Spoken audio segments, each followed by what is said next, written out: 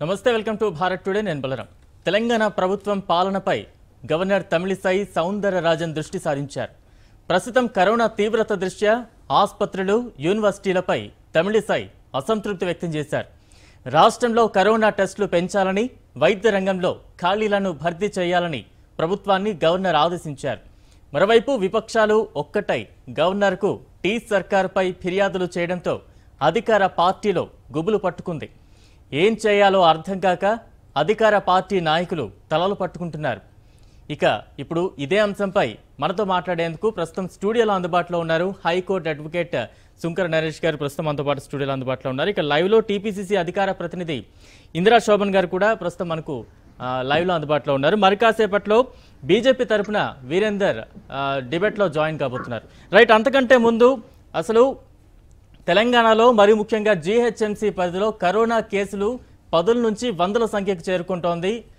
ఈ ప్రమాద పరిస్థితులు చూస్తూ ఉంటే అది వేల సంఖ్యలో కూడా చేరుకునే పరిస్థితులు కనిపిస్తున్నాయి నిజంగానే తెలంగాణ ప్రభుత్వం కరోనాను నియంత్రించేందుకు తీసుకుంటున్న చర్యలు ఏ రకంగా ఉన్నాయి సంతృప్తికరంగా ఉన్నాయా లేదా మరోవైపు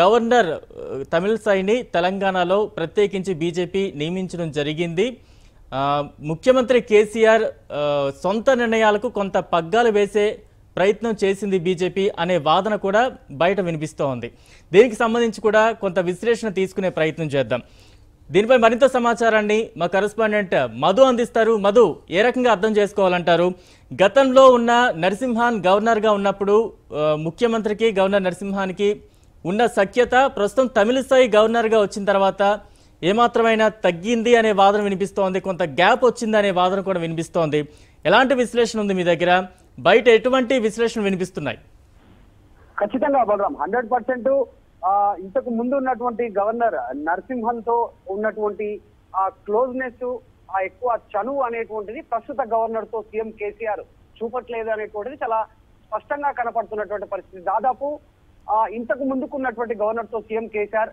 నెలలో కనీసం 2 సార్లైనా భేటీ అయి రాష్ట్ర ప్రభుత్వంలో జరుగుతున్నటువంటి అంశాలపైన అభివృద్ధి అంశాలపైన రాష్ట్ర ప్రభుత్వం తీసుకునేటువంటి నిర్ణయాలపైన అప్పటి గవర్నర్ నరసింహన్ తో చర్చించేవారు సీఎం కానీ ప్రస్తుతం ఈ గవర్నర్ తో కేవలం ఒక అకేషనల్లీ సంబంధాలకు తప్ప మిగతా లేదంటే కేబినెట్ విస్తరణ కోసం కలవడం జరిగింది తర్వాత మరొక కొన్నిసార్లు మాత్రమే తను అధికారికంగా భేటీ కావడం జరిగింది తర్వాత మాత్రం ఎక్కువగా గవర్నర్ తో అంటి ముట్టనట్టు వ్యవహారమే ప్రస్తుతం నడిపిస్తున్నటువంటి పరిస్థితి ఉంది ముఖ్యంగా బీజేపీ తమిళిసైని నియమించడానికి గల ప్రధాన కారణం ఇక్కడ సీఎం ఏకపక్ష నిర్ణయాలను అడ్డుకోవాలనేటువంటి ఒక ప్రధానమైనటువంటి కారణం దాంట్లో భాగంగానే గవర్నర్ గా తను ప్రమాణ స్వీకారం చేసినటువంటి మొదటి రోజు నుంచే తమిళిసై దూకుడు ప్రదర్శిస్తుంది ప్రతిపక్షాలందరికీ సమయం ఇస్తుంది కాంగ్రెస్ అని కాదు బీజేపీ అని కాదు ఇంకా వామపక్షాలని కాదు ప్రజా సంఘాలని ఉద్యోగ సంఘాలని సినిమా రంగానికి సంబంధించినటువంటి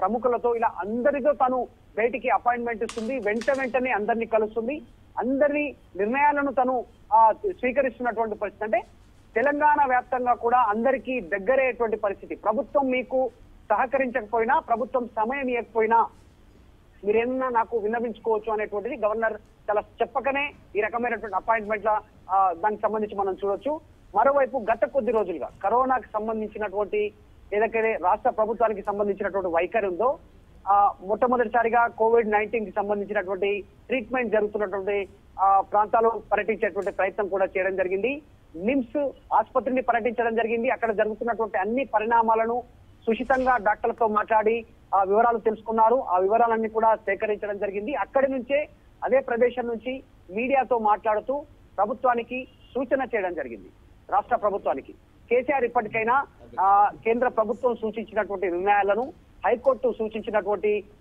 తీర్పును ఖచ్చితంగా పాటించేలా నిర్ణయాలు తీసుకోవాలి కరోనా కట్టడి కోసం అని అక్కడి నుంచే చాలా నిక్కచ్చిగా కేసీఆర్ కు అక్కడి నుంచే సమాధానం చెప్పడం జరిగింది మరోవైపు మరొకసారి నిన్న కూడా గవర్నర్ తమిళిసై ప్రభుత్వానికి సూచన చేసినటువంటి పరిస్థితి ముఖ్యంగా తెలంగాణకు సంబంధించినటువంటి విషయాలకు సంబంధించి కొన్ని ప్రాబ్లమ్స్ సాల్వేషన్ కోసం ప్రజా దర్బార్ ఏర్పాటు చేసినటువంటి పరిస్థితి గవర్నర్ ను ఎవరైనా కూడా ప్రజలు కూడా కలిసేటువంటి అవకాశం తమిళిసై ఇవ్వడం జరిగింది క్షేత్రస్థాయిలో ఏం జరుగుతుంది అనేటువంటి అంశాలను కూడా చాలా నిశితంగా తను పరిశీలిస్తున్నారు ఈ సీఎం కేసీఆర్ స్పీడ్ కు కొంచెం స్పీడ్ బ్రేకర్ లా ప్రస్తుతం తమిళిసై ఖచ్చితంగా మారారనే చెప్పుకోవచ్చు. ఎందుకంటే తమిళనాడులో బీజేపీ బీజేపీ అధ్యక్షురాలుగా కొనసాగినటువంటి ఒక మహిళను తెలంగాణ గవర్నర్ గా నియమించినప్పుడే ఇక్కడ కేసీఆర్ కు స్పీడ్ బ్రేకర్ కోసమే తమిళిసైని ఇక్కడ గవర్నర్ గా నియమించాలనేటువంటిది ఎక్కువగా ప్రచారం కొనసాగింది.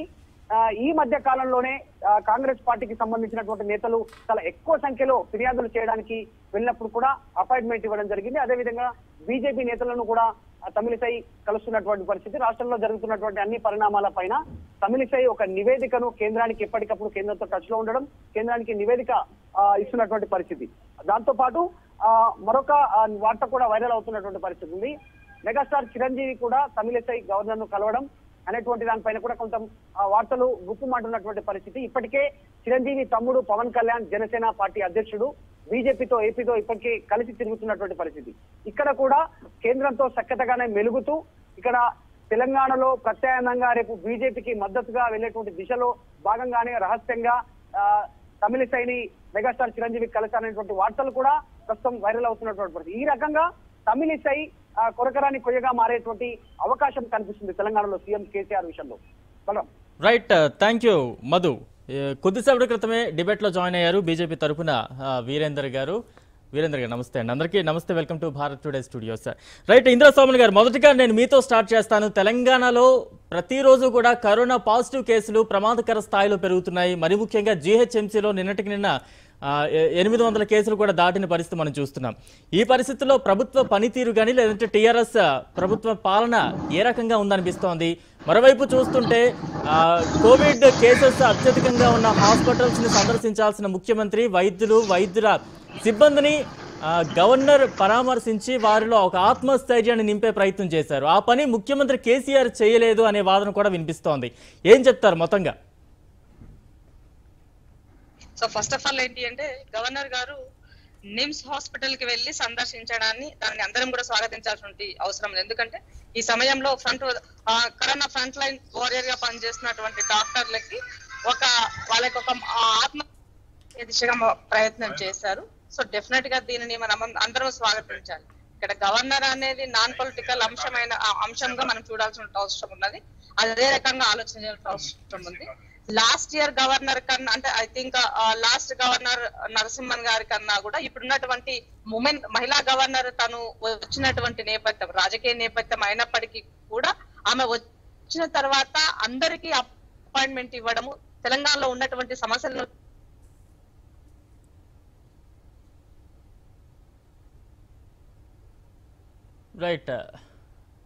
రైట్ కొంచెం సాంకేతికంగా ఇబ్బందులు ఉన్న రైట్ మేడం, మీ వాయిస్ కొంచెం ఇబ్బందిగా ఉంది, కంటిన్యూ చేస్తారా? హలో మేడం కంటిన్యూ చేయండి. ఉన్నటువంటి నేపథ్యంలో డెఫినెట్ గా గవర్నర్ చేసినటువంటి దాన్ని మనం స్వాగతించాల్సిన అవసరం ఉన్నది. కేసీఆర్ ఆడిందే ఆట పాడిందే పాట, ఆయన ఏం చేస్తే అదే అనే దానికి ఒత్తాసు పలకాల్సినటువంటి అవసరం లేదు. లాస్ట్ గవర్నర్ అదే రకంగా చేశారు. ఈ గవర్నర్ కూడా కొన్ని ఆచి తూచి చేస్తున్నట్టుగా మనం చూడాల్సిన అవసరం ఉంది. అట్ ద సేమ్ టైం ఈ సందర్భంలో ఎంప్లాయీస్ యొక్క సాలరీస్ విషయానికి మనం తీసుకున్నట్లయితే ఆ సాలరీస్ లో 50% కి సంబంధించిన అంటే కోతల విషయంలో తెచ్చినటువంటి ఆర్డినెన్స్ కి గవర్నర్ గారు సిగ్నేచర్ చేయడాన్ని నేను ప్రశ్నించాను. గవర్నర్ గారు ఆలోచించాల్సింది ఈ సమయంలో ప్రభుత్వాన్ని ప్రశ్నించాల్సి నుంచి ఎలాంటి కోతలు లేనప్పుడు రాష్ట్ర ప్రభుత్వం ఎందుకు చేయాల్సిన అవసరం వచ్చిందని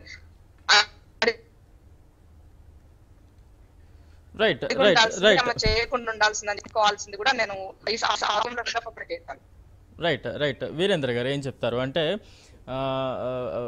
బయట బీజేపీ నాయకులు చెప్తున్న వాదన మనం ఇప్పుడు కొంచెం మాట్లాడాల్సిన పరిస్థితి వచ్చింది. అంటే ఇంతకాలం తెలంగాణలో ముఖ్యమంత్రి ఏకపక్ష నిర్ణయాలతో దూసుకుపోతుంటే దానికి కొంచెం అడ్డుకట్ట వేయడానికే తమిళిసైని తెరిచి పెట్టడం జరిగింది. ఇక ఏకపక్ష నిర్ణయాలకి కొంచెం అడ్డుకట్ట పడే ఛాన్సెస్ ఉన్నాయి అనేది బీజేపీ పదే చెబుతోంది. నిజంగా ఆ పరిస్థితి కనిపిస్తోందా? ఇప్పుడు గవర్నర్ పాత్ర ఏ రకంగా ఉంది? గతంలో గవర్నర్తో ఉండేటువంటి సఖ్యత ఇప్పుడు ప్రస్తుత గవర్నర్తో ముఖ్యమంత్రి కేసీఆర్కి తగ్గింది అనే వాదన కూడా వినిపిస్తోంది. ఏం చెప్తారు? ఒకటండి, గవర్నర్ గారు రోల్ చేస్తున్నారు. ఓకే, యాజ్ పర్ గవర్నర్ స్టాండ్లో వారు చేస్తున్న కార్యక్రమాలు, వారు చురుకుగా చేస్తున్న కార్యక్రమాలు, ఎందుకంటే వారు గతంలో వారు అనేక పొజిషన్స్ చేసి గవర్నర్ స్థానం వచ్చిన తర్వాత వారు చేస్తున్న రోల్స్ ఏదంటే నలుగురికి ఇది కాకుండా ప్లస్ ఇంకొకటి ఏంటంటే వారు ఒక డాక్టర్గా ఉన్నారు. మీరు ఒకటి గ్రహించాలి, వారు డాక్టర్గా ఉన్నారు. ఆ డాక్టర్గా వారు ఆ నిమ్స్ హాస్పిటల్ పోవటం కానీ గాంధీ హాస్పిటల్స్ పోని ఈ టైంలో ఈ పాండమిక్ టైంలో ఏ విధంగా ఇది చేయాలి వారికి తెలుసు కాబట్టి స్పందించారు ప్లస్ వెళ్ళారు. మరి ఇక్కడ ఈ టైంలో కూడా పాలిటిక్స్ అవసరమా అనేది ఒక ఇది. ఎందుకంటే మన కేసీఆర్ గారు సీఎం గారు ఉండి ఈ రోజు వరకు ఏ ఒక హాస్పిటల్లో అడుగు పెట్టలేదు. ఎందుకు పెట్టలేదు అనేది ప్రజలందరూ వారికే తెలుసు ప్రశ్న. మరి పెట్టలేదు కాకుండా ఇంకొకటి ఆయన స్టార్టింగ్లో దాన్ని ఈ కరోనా అనేది ఒక పారాసెటమాల్ ట్యాబ్లెట్ వేస్తే పోతుంది అది అనుకుంటూ దాన్ని ఒక తేలిగ్గా తీసుకుపోయి దాన్ని ప్రజల మధ్యలో దాన్ని ఈజీ తీసుకోండి అనే మాటలు చెప్పుకుంటూ ప్రజలను ఒక రాంగ్ రూట్లో తీసుకుపోయినది మన సీఎం గారు. ఇంకా అదే కాకుండా కేంద్రం పదే పదే ఎన్నోసార్లు చెప్తుంది టెస్టులు చేయండి అని. టెస్టులు చేయండి అని చెప్తున్నా కూడా ఇక్కడ అంతా బాగానే ఉందని రాంగ్ రిపోర్టు, ప్రజల మధ్యలో రాంగ్ రిపోర్టు, అంతా బాగానే ఉందని. మళ్ళీ ఎప్పుడైతే సుమారు 100 పర్ డే 100 కేసులు దాటితున్నప్పుడు కూడా బీజేపీ నుంచి మేము ఎంతమంది మా నాయకులు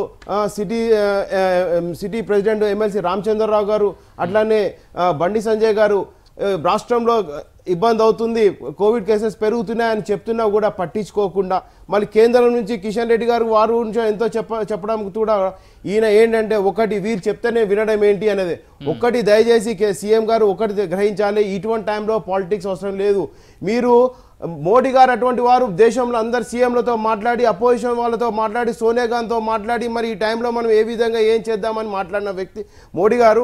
మరి మీరు కేసీఆర్ గారు మీరు సీఎం, ఒక రాష్ట్రానికి ఒక సీఎం, మీరు ఇక ఉన్న అపోజిషన్ పార్టీలో మీరు పిలిచి ఎందుకు డిస్కషన్ పెట్టట్లేదు? మీరు ఎంతవరకు మీ ప్రెస్ మీట్ పెట్టుకోవడమే తప్ప మీరు డాక్టర్లను పిలిచి రిటైర్డ్ డాక్టర్స్ సీనియర్ డాక్టర్స్ని పిలుచుకొని ఏ విధంగా మనము ఇప్పుడు మన తెలంగాణలో దీన్ని ఈ విధంగా ఇచ్చేద్దామని ఒకటే ఏమైనా వెళ్ళండి గాంధీ హాస్పిటల్కి వెళ్ళండి. మీ కేంద్రం నుంచి ఇప్పుడాక 2,80,000 కిట్లు వచ్చాయండి టెస్టింగ్ కిట్లు, అట్లాగే 2,90,000 పీపీ కిట్లు వచ్చాయి. ఇది కాదా అని అడగండి. మరి ఏం చేశారు? 2 లక్షలు ఇప్పుడాక చేసింది మహా అంటే 50,000 నుంచి 60,000 మంది టెస్ట్. మరి ఎక్కడ పైన తక్కిన కిట్లు ఎందుకు టెస్ట్ చేయట్లేదు? కరోనా వస్తే గాంధీ హాస్పిటల్కి వెళ్ళండి అని చెప్పిన ముఖ్యమంత్రి కేసీఆర్ ఆ పార్టీకి సంబంధించిన కొంతమంది ఎమ్మెల్యేలకు వచ్చినప్పుడు వారందరూ ఎక్కడ వైద్యం పొందుతున్నారు? దీనికి సంబంధించి మీరు అక్కడ ఇంకొకటి గ్రహించాలి. అప్పుడాక మేము ఏ ప్రైవేట్ హాస్పిటల్ మేము పర్మిషన్స్ ఇవ్వట్లేదు. ఎవరికైనా గాంధీ హాస్పిటల్ రావాలి, అక్కడ చూపించుకోవాలి. క్వారంటైన్ చేయడానికి గచ్చిబౌలి స్టేడియం ఉంది, అక్కడ 1,500 బెడ్లు చేశామన్నారు. అక్కడ డాక్టర్లు నియమిస్తా అన్నారు. అక్కడ డాక్టర్ లేరు, ఎవరు లేరు. ఓన్లీ అక్కడ క్వారంటైన్ చేసిన ఫ్యామిలీస్ ఉన్నాయి. మన సోషల్ మీడియాలో చూస్తున్నాము క్వారంటైన్ చేసిన పేషెంట్లు ఏ విధంగా క్రికెట్లు క్యారమ్ బోర్డులు ఆడుకుంటున్నారో మీరు చూస్తున్నారు. కాబట్టి ఇక్కడ ఏ గాంధీ హాస్పిటల్లో కేవలం కోవిడ్ హాస్పిటల్ పెట్టి అక్కడ డాక్టర్ల కూడా సంఖ్య పెంచకుండా థియేటర్ల మీద ప్రెషర్ వేసుకుంటూ మరి ఎక్కడైతే ఇక్కడ జర్నలిస్టులు కానీ డాక్టర్లు కానీ పోలీస్ వ్యవస్థ కానీ పారామెడికల్ వ్యవస్థ కానీ వీళ్ళందరూ కోవిడ్కి వాళ్ళు ఎఫెక్ట్ అయినప్పుడు వారిని కూడా తీసుకెళ్ళి అక్కడే పెట్టినారు. ఎప్పుడైతే ఈ ఎమ్మెల్యేలకి మన పార్టీ వాళ్ళకి ఏదైతే జరిగిందో అప్పుడు ప్రైవేట్ హాస్పిటల్తో ముచ్చట చేసి వాళ్ళని పిలిపించి రేట్లు ఫిక్స్ చేయడము ఈ విధంగా ఇవన్నీ ఎందుకు చేస్తున్నారు? మీరు ముందల నుంచే మీ ప్రైవేట్ హాస్పిటల్స్ ఆరోగ్యశ్రీ ఎందుకు పెట్టట్లేదు? ఆరోగ్యశ్రీ పెట్టుంటే ఈ ప్రాబ్లం వచ్చేది కాదు కదా. ఎందుకంటే కేంద్రంతో ఎక్కడెక్కడ ఉన్న హాస్పిటల్లో ఆరోగ్యశ్రీ పెట్టి మీరు రేట్లు ఫిక్స్ చేసి ఉంటే ఈ విధంగా అయ్యేది కాదు కదా. ఇప్పటికీ కన్క్లూజన్ రావట్లేదు. మీరు సీఎంగా మీరు చొరవ తీసుకోవట్లేదు. మీరు ఏమైనా థర్డ్ పార్టీ చెప్పి చేస్తున్నారు. ఒకటి మీరు ఒక సీనియర్ డాక్టర్ని అంటే ఒక సీనియర్ ఇప్పుడు ఎట్లయితే ప్రిన్సిపల్ సెక్రటరీ ఆఫ్ మెడికల్ ఇప్పుడు ఎక్కడైతే ఈ మన హెల్త్ మినిస్టర్ ఉన్నారో ఈటల రాజేందర్ గారు ఎంతవరకు సర్వేస్ చేయడము డాక్టర్స్ పోవడం చూసుకోవడం. మీరు సీఎంగా మీరు ఏ రోజైనా పర్యటించారా? ఏ హాస్పిటల్కైనా వెళ్ళారా? మీరు ఎందుకు వెళ్ళట్లేదు? అంటే మీరు చేస్తున్న అంత ఫెయిల్యూరు ఒట్టొట్టి పైన డంబా అనేది తెలిసిపోతుంది కదా. మీరు ఒక్కటే మీకు చిత్తశుద్ధి ఉంటే ఈ విధంగా తెలంగాణ ప్రజలను అయోమయం చేయరు, ఇట్లాంటి రాంగ్ రిపోర్ట్స్ ఇవ్వరు. ఈ రోజు నిన్నటికి 713 కేసులు ఓన్లీ గ్రేటర్ హైదరాబాద్ లో. ఇంత ముందల మర్కజ్ ఎప్పుడైతే జరిగిందో మేమే మొదటిగా పట్టుకున్నాం అన్నారు. మరి వారు ఎక్కడున్నారు, వాళ్ళు ఏ క్వారంటైన్ చేశారు, వాళ్ళు ఎక్కడ వదిలిపెట్టారు, ఇంత దాని రిపోర్ట్ లేదు. మరి ఎప్పుడైతే సివియర్ గా ఉందో ఆల్ ఓవర్ ఇండియా లాక్డౌన్ ఉన్నప్పుడు మీరు ఓల్డ్ సిటీలో ఏ విధంగా వ్యవస్థ జరిగిందో మీకు తెలుసు. ఇక వీళ్ళు బయట తిరుగుతుంటే పలానా వాళ్ళు బయట తిరుగుతుంటే పోలీసులు పోయి వాళ్ళని ఇచ్చేస్తే పోలీసులను సస్పెండ్ చేసిన రోజు ఉన్నది. అంటే మీరు ఎప్పుడు ఒక వర్గాన్ని వెనకేసుకొచ్చుకుంటూ మీరు ఓల్డ్ సిటీ లీడర్లకి చేసుకుంటూ మీరు ఎప్పుడు ఒకరు ఒత్తాసు పలుకుంటూ ఈ విధంగా ఇటువంటి టైంలో కూడా మీరు పొలిటికల్ చేసుకుంటే మీరు ప్రజలని ఇబ్బంది పెట్టడమే తప్ప మీ స్వార్థం కోసం మీ సీటు కోసం మీ పాలిటిక్స్ కోసము తెలంగాణ ప్రజలని ఈ కరోనా దానికోసము మీరు ఇచ్చేయద్దు. ఎందుకంటే ఒక్కటే మీరు అందరు అపోజిషన్ పార్టీ మా లీడర్లు రామచంద్రరావు గారు, మన బండి సంజయ్ గారు, అందరు లీడర్లు వచ్చి మిమ్మల్ని సీఎం ఆఫీస్లో మిమ్మల్ని వచ్చి కలుస్తా అంటే అరెస్టులు చేస్తారా, హౌస్ అరెస్టులు చేస్తారా? ఇదేమైనా పద్ధతి ఉందా? మీరు ఇంకా అపోజిషన్ పార్టీని పిలుచుకొని మరి ఈ విధంగా మన తెలంగాణలో ఈ విధంగా ఉంది, మనం ఏం చేద్దాము? మరి ఈ రకంగా కేంద్రం నుంచి ఇప్పుడాక 7,351 కోట్ల రూపాయలు వచ్చాయండి సెంట్రల్ నుంచి ఓన్లీ ఫర్ కోవిడ్. 7,000 crores మీరు ఒక్కసారి మీరు ఎక్కడ మీరు స్పెండ్ చేసినారు 7,000 crores మీరు చెప్పండి. రైట్ ఇందిరా శోభన్ గారు, మేడం, అంటే ప్రగతి భవన్ కు వెళ్లి ముఖ్యమంత్రి కేసీఆర్ ను కలిసి తమ ఇబ్బందులు చెప్పుకునే పరిస్థితి లేదు. ప్రజా దర్బార్ అనేది ముఖ్యమంత్రి కేసీఆర్ నిర్వహిస్తున్న పరిస్థితి లేదు. ఈ సందర్భంలో గవర్నర్ అన్నీ తానై ఎవరికైనా సమస్యలు ఉంటే నా దగ్గరికి రావచ్చు, ఆ సమస్యలకు సంబంధించి పరిష్కారం చేస్తారని హామీ ఇవ్వడం ఏ రకంగా అర్థం చేసుకోవాలంటారు? మరోవైపు ప్రతిపక్షాలు కూడా ఈ మధ్య కాలంలో గవర్నర్ కలవడం జరిగింది. ప్రభుత్వ పాలన మీద కావచ్చు, లేదంటే ప్రభుత్వ విధానాల మీద కొంత అసంతృప్తిని వ్యక్తం చేయడం కూడా జరిగింది. ఇవన్నీ దీని ఫలితంగానే గవర్నర్ అన్నీ తానై అటు కోవిడ్ హాస్పిటల్స్ కావచ్చు, లేదా యూనివర్సిటీ పనితీరుకు సంబంధించి కూడా ఆవిడ సందర్శించడం జరిగింది అనుకోవచ్చా? ఒకటి ఏంటంటే ఇక్కడ ఇప్పుడు ఎప్పుడు కూడా చెక్ అండ్ బ్యాలెన్స్ ఉన్నప్పుడు సిస్టమ్ కరెక్ట్ గా ప్రాపర్ గా పనిచేస్తుంది. సో ఇన్ని రోజులు కేసీఆర్ ఆడిందేట పాడిందే పాట ఉండడానికి కారణము కేంద్ర ప్రభుత్వము అన్ని బెటర్మెంట్ గా ఉన్నారు. సో ఇవాళ ఏదో భారతీయ జనతా పార్టీ మేము ఇక్కడ ఏదో చేయాలి, ఏదో బాగా వేయాలన్న ఆలోచనలో ఒకవేళ వాళ్ళు ఉండి గవర్నర్తో ఏమైనా చేపిస్తే చేయిస్తున్నారేమో, నేను ఇప్పటికిప్పుడు దానిని మొత్తం ఓకేగా నేను చెప్పలేను. ఎందుకంటే గవర్నర్ ఈ సమయంలో అలా స్పందించడం ప్రజలకు అవసరం, తెలంగాణ సమాజానికి అవసరం. అంటే మనం ఇక్కడ రాజకీయాలు మాట్లాడలేదు మేడం, జస్ట్ గవర్నర్ తీసుకుంటున్న నిర్ణయాలు, లేదంటే గవర్నర్ ముఖ్యమంత్రి కంటే కూడా గవర్నర్ స్పందిస్తున్న తీరు గురించి మనం మాట్లాడుతున్నాం. నేను మీకు ముందే ఫస్ట్ చెప్పాను, స్టార్టింగ్ మీరు అడగకుందుకే నేను చెప్పాను, గవర్నర్ గారు చేస్తున్నటువంటి దాన్ని 100% బేష్. నాలాంటిదే వెళ్ళి 3 సార్లు కలిసి వచ్చింది అంటే ఆమె ఒక కార్యకర్తగా పనిచేసినటువంటి వ్యక్తి కాబట్టి, ప్రజల సమస్యలు ఏంటి ఆమెకు తెలుసు కాబట్టి, రాష్ట్ర ప్రభుత్వము అంతా నిమ్మకు నీరెత్తినట్టుగా ఉంది కాబట్టి గవర్నర్ తన పొజిషన్ లో ఉన్నప్పటికీ కూడా తానే అన్ని చేయడానికి ఒక ప్రయత్నం చేస్తుందని మనం స్వాగతించాలి. ఇక నేను పొలిటైజ్ చేయదలుచుకోలే, రాజకీయంగా దీన్ని నేను ఇంకో రకంగా చెప్పదలుచుకోలే. 100% ఒక ముఖ్యమంత్రి చేయాల్సినటువంటి పని హాస్పిటల్ కి వెళ్ళి సందర్శించాల్సిన సమయంలో ఆమె వెళ్ళి సందర్శించడం జరుగుతున్నటువంటి ఇదే కాదు, దీనికన్నా ముందు భూ నిర్వాసిత ఇష్యూ అయి ఉండొచ్చు, దానికన్నా ముందు ఉన్నటువంటి ఏంటి ఆర్టీసీ సందర్భంలో సమ్మె విరమింపుకు సంబంధించి వాళ్ళను ఏంటి సస్పెండ్ చేసినటువంటి ఎంప్లాయీల విషయంలో నేను వెళ్ళి కలిసి చెప్పినటువంటి సందర్భం, ఆ తర్వాత ఆమె స్పందించినటువంటి విధానం. సో కాబట్టి గవర్నర్ ఇక నేను తప్పు పట్టట్లా, కాకపోతే కేంద్ర ప్రభుత్వము డే 1 నుంచి కూడా ఇలానే ఉంటుంటే చాలా బాగుండేది. లాస్ట్ టైం ఉన్నటువంటి గవర్నర్ ని కూడా ఇలానే చేసి ఉంటే చాలా బ్రహ్మాండంగా ఉండేది. తెలంగాణ రాష్ట్రం ఈ అధోగతి పాలయ్యి ఉండేది కాదు, ఈ పరిస్థితి ఉండేది కాదు అంటున్నాను. అంటే అందుకే ఎప్పుడు చెక్ అండ్ బ్యాలెన్స్ ఇందాక నేను వాడిన వర్డ్ కూడా దానికోసమే. సో ఏదేమైనప్పటికీ కూడా ఇవాళ ప్రజా దర్బారు అంటే ఆనాడు వైఎస్ఆర్ ఉన్నప్పుడు ప్రజా దర్బార్ ఏ విధంగా నిర్వర్తించిందో ప్రజల సమస్యలు తెలుసుకోవడం కోసం ఆమె ప్రజా దర్బార్ పెట్టడానికి కూడా మేము స్వాగతించినాం. వెల్ అండ్ గుడ్ అన్నది కూడా అందుకే అంటున్నాం. సామాన్య ప్రజలు కూడా వెళ్ళి పలానా టైంలో వెళ్ళి తనకున్నటువంటి సమస్యను విన్నవించుకోవడానికి కాబట్టి ఏదైనా మనం స్వాగతించాల్సినటువంటి అంశమే.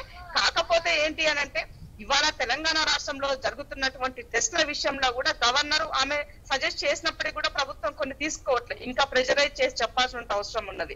మార్చి 2న తెలంగాణలో ఫస్ట్ కరోనా కేసు రిజిస్టర్ అయింది. అప్పుడు 2 ఉంటే మార్చి 2న. ఇవాళ మనం ఎక్కడున్నాము?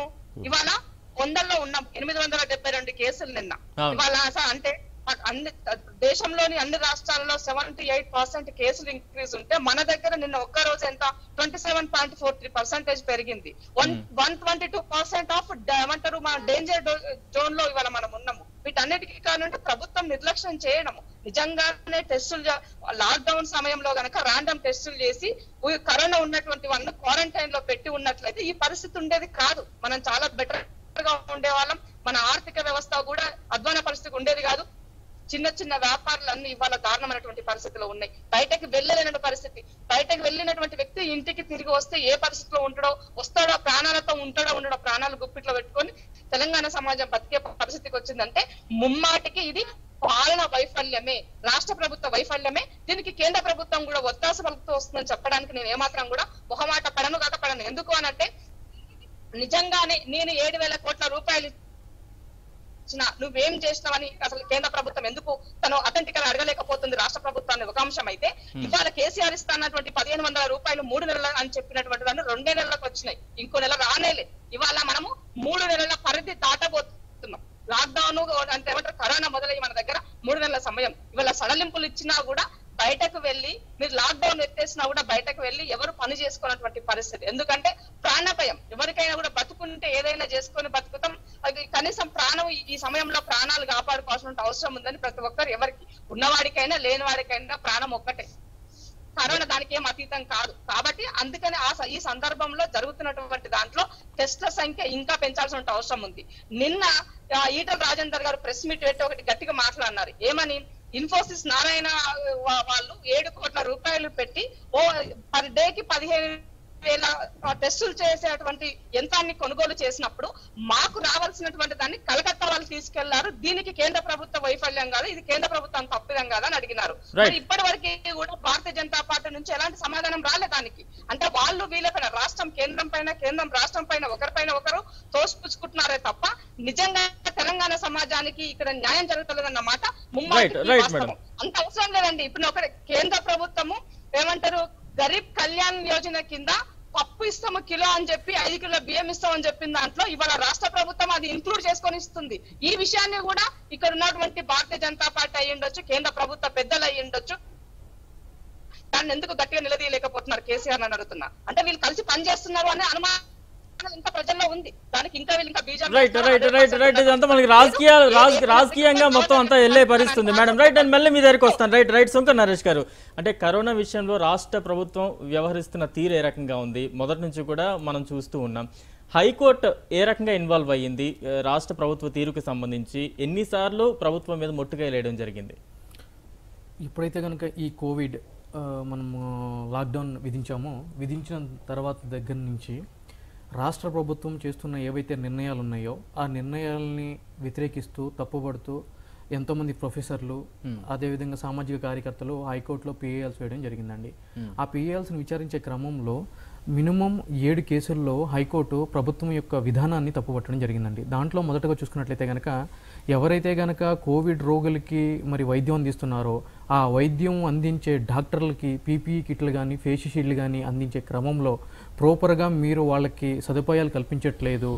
వాళ్ళ ప్రాణాలు ఎవరైతే కనుక ప్రజల ప్రాణాలను కాపాడుతున్నారో ఆ ప్రాణాలు కాపాడాల్సిన బాధ్యత ప్రభుత్వం మీద ఉండి మీ యొక్క తప్పిదం క్లియర్ కట్గా కనిపిస్తుంది అని చెప్పి దాని గురించి ప్రత్యేకమైన చర్యలు తీసుకోండి అని చెప్పి ఆర్డర్స్ పాస్ చేసిన తర్వాత కూడా ప్రాపర్ మెజర్స్ కానీ అటువంటి అకార్డింగ్లీ యాక్ట్ చేయకపోవడం వల్ల కూడా మరి డిస్ట్రిక్ట్ డైరెక్టర్ కానీ ఆ శాఖకి సంబంధించిన ప్రిన్సిపల్ సెక్రటరీ మీద కానీ మేము content of court proceedings issue చేస్తామని చెప్పి కూడా మొదటిసారిగా చెప్పడం జరిగిందండి.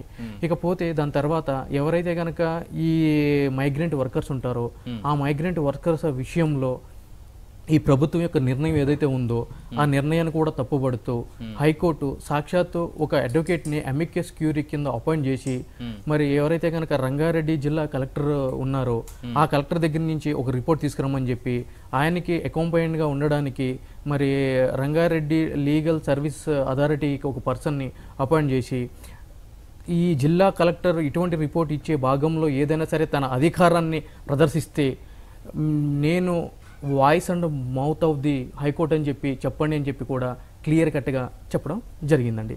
ఇక దాని తర్వాత ఏవైతే గనక ఈ చనిపోయిన వాళ్ళ దగ్గర నుంచి శాంపుల్స్ కలెక్ట్ చేసే విషయంలో రాష్ట్ర ప్రభుత్వం నిర్లక్ష్య ధోరణి వహిస్తుందో ఆ నిర్లక్ష్య ధోరణిని తప్పుబడుతూ మీరు ఎందుకు శాంపుల్స్ కలెక్ట్ చేయట్లేదు చచ్చిపోయిన వ్యక్తుల దగ్గర, ఏవైతే బాడీస్ ఉంటే డెడ్ బాడీస్, ఆ డెడ్ బాడీస్ ద్వారా మీరు కోవిడ్ని డిటర్మైన్ చేయడానికి టెస్ట్ ఎందుకు చేయట్లేదు, తద్వారా ఎవరైనా కనుక ఫ్యామిలీలో ఉన్న వ్యక్తులకి కోవిడ్ వస్తే కనుక వాళ్ళని ఐసోలేషన్ చేయడానికి కానీ క్వారంటైన్ చేయడానికి కానీ అవకాశాలు ఏర్పడతాయి. లేదు అంటే కనుక ఈ యొక్క వైరస్ ఈ విధంగానే స్ప్రెడ్ అయిపోయి మొత్తం ప్రజానికాన్ని మరి అంటుకుంటుంది అని చెప్పి కూడా చెప్పడం జరిగింది. దాంట్లో కూడా ప్రభుత్వము పూర్తిగా నిర్లక్ష్య వైఖరిని ప్రదర్శించి మేము ఐసీఎంఆర్ గైడ్లైన్స్ మాత్రమే ఫాలో అవుతున్నాము కాబట్టి మేము చేయాల్సిన అవసరం లేదు అంటే కనుక ఐసీఎంఆర్ గైడ్లైన్స్లో ఏమన్నా సరే చచ్చిపోయిన వాళ్ళకి టెస్టులు చేయొద్దని చెప్పి ఉందా అని చెప్పి కూడా ఆగ్రహం వ్యక్తం చేయడం జరిగింది. అదేవిధంగా ఏవైతే కనుక సిమ్టమ్స్ ఉన్న వాళ్ళకి మాత్రమే టెస్టులు చేసి సిమ్టమ్స్ లేని వాళ్ళకి టెస్టులు చేయకుండా ఉండటము, ఈ విధంగానే మేము చేస్తామని చెప్పడము, టెస్టుల సంఖ్యని పెంచకపోవడం మీద కూడా హైకోర్టు వారు ఆగ్రహాన్ని వ్యక్తం చేయడం జరిగింది. మీరు ఎందుకు టెస్టులు పెంచట్లేదు, అసలు టెస్టులు పెంచితేనే కదా అసలు ఎంతమంది ఈ కోవిడ్-19 బారిన పడ్డారు, ఈ టెస్టులు కనుక పెంచకపోతే ఎంతమంది సామాన్యులకి వైరస్ వచ్చినా సరే మనం కనిపెట్టలేకపోవడం వల్ల ఆ కాంట్రాక్షన్ అనేది మిగిలిన వ్యక్తులు కూడా మరి వ్యాపించే ఆస్కారం ఉంది అని చెప్పి కూడా మరి చెప్పడం జరిగింది. ఇలా ఈ విధంగా ఒకటి కాదు రెండు కాదు ఒక 6-7 కేసుల్లో ప్రభుత్వం మీద ఈ విధంగా హైకోర్టు వారు ఆగ్రహం వ్యక్తం చేయడం జరిగింది. ఆఖరికి హైకోర్టు వారు ఇచ్చిన ఏదైతే కనుక డెడ్ బాడీస్ మీద మరి మీరు కోవిడ్ టెస్ట్ నిర్వహించండి అని చెప్పారో దాన్ని ఇంప్లిమెంటేషన్ చేయకుండా మేము దీని మీద సుప్రీంకోర్టుకి వెళ్తాము, అప్పటి వరకు మేము ఈ యొక్క ఆర్డర్స్ ఏదైతే ఉన్నాయో దాన్ని మేము ఇంప్లిమెంట్ చెయ్యమని చెప్పి ప్రభుత్వము హైకోర్టు వారికి నివేదించడం జరిగింది. దాని మీద కూడా ప్రభుత్వం హైకోర్టు వారు చెప్పింది ఏంటి అంటే కనుక మీరు సుప్రీంకోర్టుకి వెళ్తే వెళ్ళండి, అది మీకు హక్కు, కానీ సుప్రీంకోర్టు నుంచి ఏదైనా సరే ప్రత్యేకమైన ఆర్డర్ వచ్చేంత వరకు కూడా మీరు మేము ఇచ్చిన ఆర్డర్స్ ఏవైతే ఉన్నాయో వాటిని మీరు ఇంప్లిమెంటేషన్ చేయాలి అని చెప్పి కూడా చెప్పడం జరిగింది. సో ఈ విధంగా ప్రజల పక్షాన ఏదైతే కనుక బాధ్యతాయుతంగా వ్యవహరించాల్సిన ప్రభుత్వాలు వాటి యొక్క అధికార పరిధిని మర్చిపోయి ప్రజలకి సంక్షేమ కార్యక్రమాలు కానీ అదేవిధంగా ఆరోగ్యపరమైన విధానాలు కానీ చూసుకోవాల్సిన ప్రభుత్వాలే ఈ విధంగా నిర్లక్ష్యమైన వైఖరిని అవలంబిస్తే మొన్న గాంధీలో ఎవరైతే కనుక జూనియర్ డాక్టర్స్ ఉన్నారో వాళ్ళు కూడా ప్రాపర్గా మాకు పీపీఈ కిట్లు ఇప్పటి వరకు కూడా అందట్లేదు అని చెప్పి రోడ్డు మీదకి వచ్చి ధర్నా చేసిన పరిస్థితిని మనం ఇంకా కళ్ళ ముందే చూస్తూనే ఉన్నాము. అదేవిధంగా ఏవైతే కనుక ఈ కోవిడ్-19 పేషెంట్స్కి కావాల్సిన టెస్టులు అదేవిధంగా ట్రీట్మెంట్ కూడా మొన్నటి వరకు అంటే ఐసీఎంఆర్ గైడ్లైన్స్ ఇచ్చినా సరే ప్రభుత్వ ల్యాబుల్లో కూడా టెస్ట్ చేసుకోవచ్చు అని చెప్పి ప్రభుత్వం మాత్రం ప్రైవేటు టెస్ట్ల ల్యాబొరేటరీస్లో కానీ అదేవిధంగా ప్రైవేట్ ఆసుపత్రుల్లో కానీ వైద్యానికి నిరాకరిస్తూ జీవో చేయడము, ఆ జీవోని కూడా వ్యతిరేకిస్తూ మరి హైకోర్టులో ఛాలెంజ్ చేయడము, మరి వాదోపవాదనాలు విన్న తర్వాత మరి హైకోర్టు వారు ఆ టెస్టులని ప్రైవేట్ హాస్పిటల్లో కూడా కోవిడ్-19కి ట్రీట్మెంట్ చేయాలి, అదేవిధంగా ప్రైవేట్ ల్యాబొరేటరీస్ని కూడా ఈ కోవిడ్-19 టెస్ట్కి అనుమతించాలి, ఆ విధంగా సెంట్రల్ గవర్నమెంట్ నోటిఫికేషన్ ఇష్యూ చేసింది కాబట్టి మీరెందుకు ఆపుతున్నారు, ఇది పూర్తిగా ఏదైతే కనుక రాజ్యాంగంలోని ఆర్టికల్ 21 ఉందో ఆ 21ని పూర్తిగా వైలేట్ చేసే విధంగా మీ యొక్క విధానం ఉంది అని చెప్పి కూడా చెప్పడం జరిగింది. దానికి ఆ వాదోపవాదనలో చేసే క్రమంలో ప్రభుత్వం తరపున అపీర్ అయిన అడ్వకేట్ జనరల్ గారు ఇది స్టేట్ యొక్క ఎమర్జెన్సీ పరిస్థితి తలపిస్తుంది అంటే కనుక దానికి హైకోర్టు వారు ఇచ్చిన సమాధానం ఏంటి అంటే కనుక ఇన్ఫ్యాక్ట్ ఎమర్జెన్సీని తలపించే విధంగా ఉన్నా కూడా ఆర్టికల్ 356లో అటువంటి సమయంలో కూడా పౌరుడికి అతని యొక్క ఫండమెంటల్ రైట్స్ ఏవైతే ఉంటాయో వాటిని దూరం చేయడానికి మీకు ఎటువంటి హక్కు లేదని కూడా గట్టిగా సమాధానం ఇవ్వడం జరిగింది. సో ఇంత దారుణంగా మరి హైకోర్టు వారు ప్రభుత్వం మీద ఎస్పెషల్లీ ఈ కోవిడ్ కాలంలో ప్రభుత్వం తీసుకుంటున్న ఏవైతే చర్యలు ఉన్నాయో వాటిని తప్పుపడుతూ చాలా ఆగ్రహవేశాలకి లోను కావడం కూడా జరిగింది. ఇవన్నీ జరిగిన తర్వాత హైకోర్టు ఆర్డర్ ఇచ్చి ఏదైతే కనుక ప్రైవేట్ హాస్పిటల్స్లో కానీ ప్రైవేట్ ల్యాబొరేటరీస్లో కానీ కోవిడ్ టెస్టులను చేయడం కానీ అదేవిధంగా ఇటువంటి రోగుల్ని ట్రీట్ చేయడానికి కానీ ఉన్న విధానం ఏదైతే ఉందో ఆ ఆర్డర్ వచ్చిన 25 రోజుల వరకు కూడా దాన్ని ఇంప్లిమెంటేషన్ చేయకుండా 25 రోజుల తర్వాత మొన్న ఇంప్లిమెంటేషన్ చేయడం కూడా మనం చూస్తూ ఉంటే కనుక ఈ ప్రభుత్వ వైఖరి ఏ విధంగా ఉన్నది అని కూడా మనం మరి స్పష్టంగా మనకి కనిపిస్తుందండి. రైట్ గతంలో ఇరు తెలుగు రాష్ట్రాలకు సంబంధించిన ప్రముఖ నాయకులు కూడా కొన్ని సంచలన వ్యాఖ్యలు చేయడం జరిగింది. గవర్నర్ వ్యవస్థ ఎందుకు అంటూ కూడా కొన్ని వ్యాఖ్యానాలు చేయడం జరిగింది. దీనికి సంబంధించి కూడా మనం క్లారిటీ తీసుకుందాం. గవర్నర్ వ్యవస్థకు ఉన్న ప్రాముఖ్యత ఏంటి, రాష్ట్రానికి గవర్నర్ పాలన ఎటువంటిది, ఎంత ప్రాముఖ్యత అనేది కూడా మనం తెలుసుకునే ప్రయత్నం చేద్దాం. అంతకంటే ముందు షార్ట్ బ్రేక్ తీసుకుందాం. Welcome back. వీరేంద్ర గారు, అంటే తెలంగాణలో ప్రభుత్వ దవాఖానాల్లో అందుతున్న సౌకర్యాలకు సంబంధించి కానీ కొంచెం గవర్నర్ అసంతృప్తి వ్యక్తం చేసిన పరిస్థితి మనం చూసాం. అంటే ఇంకా మెరుగైన సౌకర్యాలు అందించాల్సిన బాధ్యత ఉంది అంటూ కూడా ఆవిడ చేసిన వ్యాఖ్యలు హాస్పిటల్స్ మీద కావచ్చు, లేదంటే యూనివర్సిటీస్ మీద కావచ్చు, గవర్నర్ కొంచెం ప్రత్యేక దృష్టి సాధిస్తున్న పరిస్థితులు మనం చూస్తున్నాం. అంటే కరోనా సమయంలో ప్రభుత్వం సరిగ్గా హ్యాండిల్ చేయలేకపోతుందని గవర్నర్ ప్రత్యక్షంగా రంగంలోకి దిగుతున్న పరిస్థితులు ఉన్నాయనే వాదన కూడా వినిపిస్తోంది. దీనికి సంబంధించి ఏం చెప్తారు? ఒకటి, తెలంగాణ రాష్ట్రంలో ఏం జరుగుతుంది ఏంటి అనే రిపోర్ట్ కూడా తీసుకోవాల్సిన బాధ్యత గవర్నర్ గారికి ఉంది. వారు రిపోర్ట్ అంతా తీసుకొని లాక్డౌన్లో పీరియడ్లో వారంతా అబ్జర్వ్ చేసి మరి బయట ప్రజల పట్ల ఏం జరుగుతుంది, హాస్పిటల్ మెడికల్ వ్యవస్థ ఎట్లా ఉన్నది, ఇక్కడ ఉన్న ప్రభుత్వం ఏ విధంగా చేస్తుంది అన్నీ వారికి డీటెయిల్ రిపోర్ట్ ఉంది గవర్నర్ గారికి. ఆ డీటెయిల్ రిపోర్ట్ చూసిన తర్వాత వారు స్పందించడం స్టార్ట్ చేశారు. ఎందుకు అంటే it is going beyond the control, right? CM గారు వారు ఏదైతే విధానంగా వెళ్తున్నారో అది ముమ్మాటుగా అది రాంగ్ రూట్ అని అందరికీ తెలిసిపోయింది, ప్రజల దగ్గర కూడా తెలిసిపోయింది. ఎందుకంటే ఆయన చేతిలో కంట్రోల్ లేకుండా అయిపోయింది. కంట్రోల్ లేకుండా అయిపోయిందంటే అసలైన థింగ్స్ ఆయన చేతిలో కంట్రోల్ ఉన్నాయి, కానీ ఈ పర్టికులర్ ఏదైతే కోవిడ్ ఏదైతే ఉందో ఆయన దాని సీరియస్నెస్ లేదని క్లియర్గా తెలిసింది. ఎప్పుడైతే ఒక జర్నలిస్టు గాంధీ హాస్పిటల్లో ఆయన మరణం జరిగిందో, ఆయనకి సరైన మెడిసిన్ దొరకక ఆయనని అటువంటి వ్యక్తిని ఒక రిపోర్టరు నలుగురికి తెలియజేసే వ్యక్తి, నలుగురికి ఆయన ఫ్రంట్ అండ్ వారియర్గా పోలీస్ వ్యవస్థ, ఈ జర్నలిస్టులు, డాక్టర్లు అందరూ ఏ విధంగా ఉన్నారో అటువంటి వారినే కాపాడుకోలేకపోయింది ఈ ప్రభుత్వం. అంటే అటువంటి వ్యక్తి అతను చనిపోతూ క్లియర్గా ఏం జరిగింది, గాంధీ హాస్పిటల్లో ఏం వ్యవస్థ ఉంది, తాగడానికి నీళ్ళు లేవు, ఆక్సిజన్ సిలిండర్ లేదు, మందులు లేవు అని క్లియర్గా చెప్పడంలో ఆ రోజు బయటపడింది మొత్తం ఏం జరుగుతుంది. అప్పుడాక గాంధీ హాస్పిటల్ అలా జరుగుతుంది, ఇలా జరుగుతుంది. నిన్న ఈటల రాజేందర్ పాపం ఎవరు రాసిచ్చారో ఆ పేపర్, కానీ మోడీ గారు చెప్పినట్టు చప్పట్లు కొట్టడం, దీపాలు పెట్టడము, పైనుంచి పూలు చల్లడము అవన్నీ చేశారు. కానీ వేరే బాబు అవన్నీ వాళ్ళని ఎవరైతే ఫ్రంట్ అండ్ వారియర్స్ ఉన్నా వాళ్ళని ఒక గౌరవప్రదంగా వాళ్ళు చేసినాం. ఎందుకంటే ఒక ఎంకరేజ్మెంట్గా వాళ్ళు చేస్తున్నారు, వాళ్ళ కుటుంబాలు దూరం ఉన్నారు. అటువంటి దాన్ని అది తప్పు పడడంలో నాకు దాంట్లో ఏం తప్పు అనిపించట్లేదు. ఒకటి, మీరు చేసేటి మీ సీఎం గారు ఇక్కడ మెడికల్ డాక్టర్స్ అనట్లేదు, ఏదైతే అఫీషియల్గా ఎవరైతే అడ్మినిస్ట్రేటివ్ వైపు ఉన్నారో వారు విఫలం చేశారు. ఎందుకంటే సరైన మందులు కానీ, ఆక్సిజన్ కిట్లు కానీ, ఏదైతే వెంటిలేటర్స్ కానీ అవన్నీ అందించలేకపోయినారు. టైం ఎంత కేంద్ర ప్రభుత్వం 7,000 కోట్లు ఇచ్చిన తర్వాత కూడా మీరు సమయానికి ఎక్కడి నుంచి మీరు ప్రొక్యూర్మెంట్ చేసుకోవాల్సిన బాధ్యత మీది, మీరు అది చేసుకోలేకపోయి మీరు ఇంకా వాళ్ళపైన వీళ్ళపైన చేయడం అనే దాంట్లో నిజంగా దాంట్లో క్లారిటీ లేదు. మీరు ప్రెస్ మీట్ పెట్టే అంత ఇంట్రెస్ట్ మీరు డాక్టర్స్ తోటి అపోజిషన్ వాళ్ళతో పెట్టుకొని మీరు ఎందుకు మీట్ పెట్టలేకపోతున్నారు? పదే పదే ప్రెస్ మీట్ పెడతారే, అదే ఒకసారి అపోజిషన్ పార్టీ వాళ్ళు వచ్చి మిమ్మల్ని కలుస్తా అంటే వాళ్ళు వచ్చి కలుస్తానే మీకు ఏమైనా పరువు నష్టం అవుతుందా, లేదా మీకు ఏమైనా బాధేస్తుందా, లేకపోతే మీ పేరేమైనా ఎక్కడ పోతుందన్నా? కేంద్ర ప్రభుత్వం లాంటిది అపోజిషన్ లీడర్తో ప్రముఖులు, రాష్ట్రంలో ఒట్టి అపోజిషన్ వాళ్ళనే అట్లాంటి రాష్ట్రంలో ఉన్న ప్రముఖులు, విద్యా సంబంధించిన వారు, అటు ఇండస్ట్రియలిస్టులు కానీ కొంచెం మేజర్ పెద్ద తలగాలు ఎవరైతే తెలంగాణలో ఉన్నా వాళ్ళని కొంచెం పిలిపించి మరి ఏం చేద్దాం, మనం ఏ విధంగా ఇద్దాం. మీకు డొనేషన్స్ మాత్రము విపరీతంగా వస్తున్నాయి సీఎం ఫండ్కి, మళ్ళీ కేంద్రం నుంచి వస్తున్నాయి ఫండ్స్. దాన్ని ఏ విధంగా ప్రజల వరకు, అట్లాగే ఈ కరోనా దానికోసం ఏ విధంగా ఖర్చు పెడదాం, దాన్ని ఏ విధంగా అరికడదాం అనే ఒక ప్రకటన లేదు, ఒక ఆలోచన లేదు, ఒక ఆవేదన లేదు సీఎం గారిలో.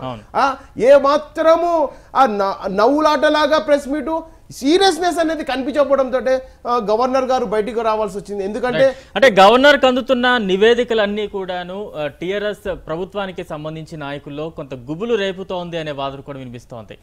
ఎంతవరకు వాస్తవం ఉందంటారు? టిఆర్ఎస్ నాయకులు గుబులు రేపడము అదంతా వాళ్ళ ఇంటర్నల్ విషయం అండి. ఒకటి నేను చెప్తున్నాను, ఇప్పుడాక జరుగుతుంది. మీరు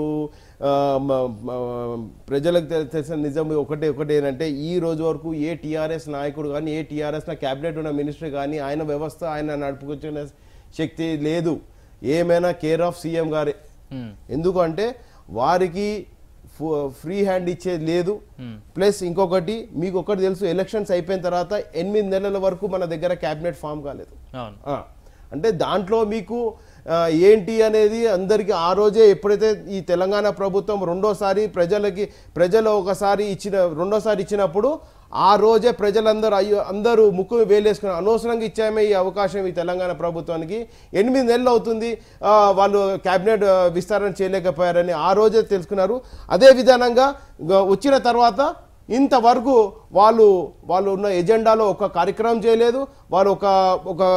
వాళ్ళు ఇచ్చిన హామీలు అయితే ఇచ్చారో అది చేయలేదు. మరి ఇంకేమంటారంటే రాష్ట్రం అప్పుల పాలైంది, రాష్ట్రంలో మేము ఇన్ని నిధులు అక్కడి తెచ్చాము ఒక్కటే చూపిస్తున్నారు. ఆ ప్రాజెక్టులో కూడా ఎంత ఉందో తెలుసు. 45,000 కోట్ల నుంచి 85,000 కోట్ల రూపాయలు దాన్ని ఇది చేసినది మీ అందరికీ తెలుసు. సో ఈ విధంగా తెలంగాణలో జరుగుతున్న తెలంగాణ ప్రజలకు జరుగుతున్న నష్టము మీరు అందరూ గ్రహిస్తున్నారు. ఒక్కటే ఏమంటున్నారు సీఎం గారు అనుకుంటున్నారు నేను ఎంతో చేస్తున్నారు, కానీ దయచేసి మీరు ఇప్పుడన్నా కళ్ళు తెరిచి ఎక్కడైతే స్పెషల్గా గ్రేటర్ హైదరాబాద్లో టెస్టులు విపరీతంగా చేయాలి. ఉన్నా లేకపోయినా, ఎందుకంటే నిన్ననే ఒక రిపోర్ట్ కూడా వచ్చింది, వ్యక్తిలో కరోనా ఉన్నా కూడా అది బయటపడట్లేదు. ఆ పడటంతో ఆ వ్యక్తితో ఇంకొక 4-8 మందికి వస్తుంది. కాబట్టి మీరు ఎక్కడైతే మొత్తం గ్రేటర్ హైదరాబాద్ మొత్తము సరౌండ్ చేసి ప్రతి ఇంటింటికి టెస్ట్ చేయాలి. మీరు ఇంతకుముందు చెప్పినారు మేము కంటి వైద్యం చేశాము, మేము అన్ని రకాల ఇంటి కళ్ళద్దాలు అందించాము అని. మీరు ఏ విధంగా అయితే మొత్తం యావత్ తెలంగాణలో కంటి వైద్యాలు చేయించారో కరోనా టెస్టులు ఎందుకు చేయలేకపోతున్నారు? ఎందుకంటే వీరు ఒకటే పదే మేము చేసింది మేము మర్కజ్ నుంచి పట్టుకున్న వాళ్ళని మొదటిసారి మేమే పట్టుకున్నామని ఘనత మీరు ఏ విధంగా చెప్పుకుంటున్నారో, మరి ఇంతవరకు వాళ్ళు ఎక్కడున్నారు, వాళ్ళు నిజంగా క్వారంటైన్లో పంపించి వాళ్ళు చేశారా దాని రిపోర్ట్ కూడా ఇంతవరకు బయటికి. రైట్ ఇందిరా శోభన్ గారు, మేడం మనం చూస్తూ ఉన్నాం తెలంగాణలో ఇంత స్థాయిలో ప్రమాదకర స్థాయిలో కరోనా పాజిటివ్ కేసులు ఉన్నాయి. నిజంగా ఆసుపత్రుల్లో సరైన సౌకర్యాలు అందుతున్నాయా లేదా అనేది ముఖ్యమంత్రి కేసీఆర్ ఇంతవరకు సందర్శించిన పరిస్థితి కనబడలేదు. ఇతర మంత్రులు కూడా ఎవరు కూడా జిల్లాల పరంగా కానీ లేదంటే మన హైదరాబాద్ విషయంలో అత్యధిక కేసులు వస్తున్న పరిస్థితులు ఉన్నప్పుడు గాంధీ హాస్పిటల్ కానీ నిమ్స్ కానీ సందర్శించిన పరిస్థితి లేదు. ఒక్క ఈటల ఆ శాఖకు సంబంధించిన మంత్రి తప్ప ఇతర మంత్రులు కానీ ముఖ్యమంత్రి కానీ ఇంతవరకు వెళ్ళి పరామర్శించిన పరిస్థితి మనకు కనిపించట్లేదు. మరోవైపు 10ల సంఖ్యలో కేసెస్ ఉన్నంతకాలం ముఖ్యమంత్రి కేసీఆర్ ప్రజల ముందుకు వచ్చి కొంత మనోధైర్యాన్ని నింపే ప్రయత్నం చేశారు. ఇప్పుడు 100ల సంఖ్యలో కేసెస్ ప్రతినిత్యం వస్తున్నప్పుడు ఎందుకు మౌనం వహిస్తున్నారు అనే వాదన కూడా వినిపిస్తోంది. సో ప్రతిసారి అంటే లాక్డౌన్ ఉన్న సందర్భంలో ఆయన వీక్లీ వన్స్ కేసులు పెరిగిన ప్రతి సందర్భంలో పెట్టారు. సో ఇప్పుడు పెట్టకపోవడానికి కారణం అయితే నాకు తెలిసి నేను అనుకుంటున్నాను, కేసులు విపరీతంగా పెరుగుతున్నటువంటి నేపథ్యంలో ఆయన బయటకు రాకపోవడానికి, ఒకవేళ ఆయన బయటకు వస్తే ఆయన కొడుకు యొక్క చేసినటువంటి చిట్టా గురించి మీడియా అడిగితే ఏం చెప్పాలి అన్న దానికోసము వెనకంజ వేస్తున్నారని మేము అనుకుంటున్నాం. దెన్ ఇవాళ గాంధీ హాస్పిటల్లో ఉన్నటువంటి సిచ్యువేషన్ పరిస్థితులకి జర్నలిస్ట్ మనోజ్ ద్వారా, తర్వాత రీసెంట్ గా ఈ మధ్యలో ఒక 3-4 వెళ్ళినటువంటి పేషెంట్స్ వాళ్ళు సోషల్ మీడియా ద్వారా అక్కడికి వెళ్ళిన తర్వాత వాళ్ళు ఇచ్చినటువంటి వాయిస్ రికార్డుల ద్వారా అక్కడ ఏం జరుగుతుంది అన్నది ఈ తెలంగాణకి తెలిసింది. అసలు గాంధీలో ఏమీ లేదు, చావడానికి గాంధీకి వచ్చినట్టుగా ఉంది అని వాళ్ళు చెప్పినటువంటి సందర్భాలు మనం చూసినాం. ఇదే కేసీఆర్ కి సంబంధించినటువంటి నమస్తే తెలంగాణ కరపత్రికల్లో ఒకటి వచ్చింది, ఒక పేషెంట్ కి 3,50,000 రూపాయలు ఖర్చు చేస్తాము అని. ఖాళీ వాళ్ళ పీపీ కిట్లకు 2,50,000, వాళ్ళ ఫుడ్ కి ఏమంటారు సబ్బులకి తర్వాత పేస్ట్లకి వీటి కలిపి 1,00,000 రూపాయలు అని ఈ రకంగా లెక్కలు వేసి ఇవ్వడం జరిగింది. అంటే ఇంత దారుణమైనటువంటి ఇచ్చినప్పుడు మరి ఇంతమంది నిజంగానే అంత బ్రహ్మాండంగా మీరు చూసుకుంటే మరి ఎందుకు అక్కడికి వెళ్ళినటువంటి పేషెంట్స్ మీరు గాంధీకి రావద్దు అని చెప్పి ఎందుకు విన్నవించుకుంటున్నారు వాళ్ళు? సో వాళ్ళ మొదటి నుంచి కూడా కాంగ్రెస్ పార్టీ ఒకటి చెప్తుంది, అందరికీ టెస్టులు చేయండి, ఈ టెస్ట్లని ప్రైవేట్ హాస్పిటల్ కి మీరు ఎందుకు అనుమతించట్లేదు అని డే 1 నుంచి మాట్లాడుతున్నాం. సో మనం అందరం మాట్లాడిన తర్వాత ఇవాళ వాళ్ళ ప్రజాప్రతినిధులకు వచ్చిన తర్వాత ప్రైవేట్ హాస్పిటల్ కి అనుమతించారు. కానీ ప్రైవేట్ హాస్పిటల్ కి వెళ్ళినటువంటి వాళ్ళకి ఖర్చులు మేము భరించము, మీరే భరించుకోవాలని చెప్తున్నారు. సో ఇవాళ ఆరోగ్యశ్రీ ప్రైవేట్ హాస్పిటల్ యొక్క అమౌంట్ ప్రభుత్వం ఇస్తుంది కదా, మరి కరోనా ఎందుకు ఇవ్వరు మీరు? కేంద్ర ప్రభుత్వం నుంచి కూడా మీకు ఉంది, మీరు అంటే కేంద్ర ప్రభుత్వం తెచ్చినటువంటి స్కీమ్ ని మీరు వద్దు, మాకు ఆరోగ్యశ్రీ బెటర్మెంట్ గా ఉంది అని చెప్పేసి చేశారు. ఆరోగ్యశ్రీ బాగుంది, మరి దీనిలో కూడా కరోనా యాడ్ చేసి అదే అంటే కరోనా అంటే only Aarogyasri only BPL families కే ఉంది. మేమే అంటాం బీపీఎల్ ఫ్యామిలీసే కాకుండా అందరికి ఈ సమయంలో ఆ సామర్థ్యం లేనటువంటి వాళ్ళు కట్టుకోలేనటువంటి ప్రతి ఒక్కరిని కూడా దీన్ని కరోనా టెస్ట్ ను ఫ్రీగా చేయించండి. ఇవాళ కర్ణాటక అయిండొచ్చు, కేరళ అయిండొచ్చు, మన చుట్టుపక్కల మహారాష్ట్ర అయిండొచ్చు, ఫ్రీగానే ప్రజలకి ప్రభుత్వం భరిస్తుంది. అయినటువంటి ఖర్చు ఏ హాస్పిటల్ అయినప్పటికీ కూడా. మరి తెలంగాణ గవర్నమెంట్ ఎందుకు దీన్ని చేయలేకపోతుంది? మీకు తెలిసినటువంటి రూపాయలు ఏం చేస్తారు, ఎక్కడ పెట్టినారు, ఎవరు మింగినారు పందికొక్కలాగా అడుగుతున్నాం ఇవాళ మేము. కాబట్టి ఇవాళ డబ్బులు ఇచ్చింది మీరు దాచుకోవడానికో ఇరిగేషన్ ప్రాజెక్టుల కోసం కాదు, కేవలం కరోనా విపత్తు సమయంలో ప్రజలు కష్టపడకుండా వాళ్ళకి కావాల్సినటువంటి నిత్యావసర వస్తువులు అయ్యుండొచ్చు, ఆరోగ్య నేపథ్యంలో కావాల్సినటువంటి కిట్ల సంబంధం అయ్యుండొచ్చు, సంరక్షణకు కావాల్సినటువంటి వీటి కోసం ఇచ్చారు తాతలు డబ్బులు. కాబట్టి దేశవ్యాప్తంగా ప్రభుత్వం ఇవాళ భరించాలని చెప్పేసి మరొకసారి విజ్ఞప్తి చేస్తున్నాం. ఎట్ ద సేమ్ టైం ఇవాళ ఆరోగ్యశ్రీ కన్నా బెటర్మెంట్ గా ఉంది అని కేంద్ర ప్రభుత్వం చెప్పినటువంటి స్కీమ్ అట్లీస్ట్ కరోనా అందులో ఉంది, కానీ అదన్నీ ఇంప్లిమెంట్ చేయండి. అది చేయక ఇది చేయక ప్రజలు ఎందుకు? ఈ సందర్భంలో ఇంకోటి కూడా, ఇవాళ ఫ్రంట్ లైన్ వారియర్ గా పనిచేస్తున్నటువంటి పోలీస్ డిపార్ట్మెంట్ వాళ్ళు ప్రైవేట్ హాస్పిటల్ కి వెళ్ళినట్లయితే వాళ్ళకి ఈహెచ్ఎస్ వర్తించదు అని చెప్పిస్తున్నారు. ఇది ఎక్కడైనా మనం ఇది న్యాయమా? ఇది ప్రజల కోసం ఏదో వాళ్ళు పనిచేస్తుంది.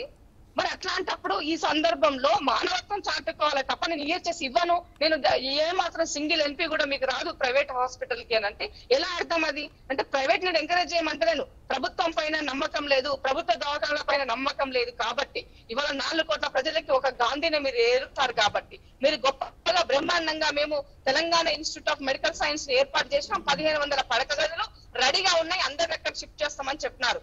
ఏది మొన్న మా పార్టీకి సంబంధించినటువంటి ఎంపీ అక్కడికి వెళ్తే ఒక స్టోర్ రూమ్ లో మొత్తం సామాన్ వేసి పెట్టినారు, 4 సెక్యూరిటీ గార్డులు తప్ప అక్కడ ఎవరు లేరు. ఎవరేమన్నా అడిగితే ఇప్పుడు రిక్రూట్ చేసుకుంటున్నామని మాట్లాడుతున్నారు. ఎప్పుడు రిక్రూట్ చేసుకునేది?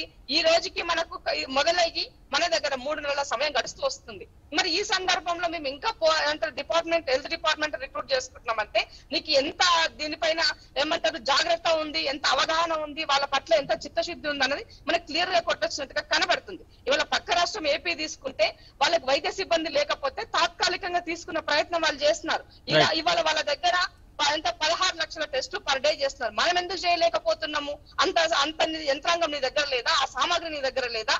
లేకపోతే నీకు చాతగాక ఉండి ప్రజల ప్రాణాలే కదా, నా ప్రాణం కాదు కదా, పోతే పోయింది అని చెప్పేసి నిర్లక్ష్య ధోరణి అని అడుగుతున్నాం మేము ఇవాళ. సో బేషరత్తుగా ఈ సందర్భంలో మానవత్వం చాటుకోవాల ప్రభుత్వాలు తప్ప ఇవాళ కక్షపూరితమైనటువంటి ధోరణితో ఒక రాజకీయ కోణంలోనే చేయాల్సినటువంటి అవసరం లేదు. ప్రభుత్వం ఉన్నదే ప్రజల కోసము.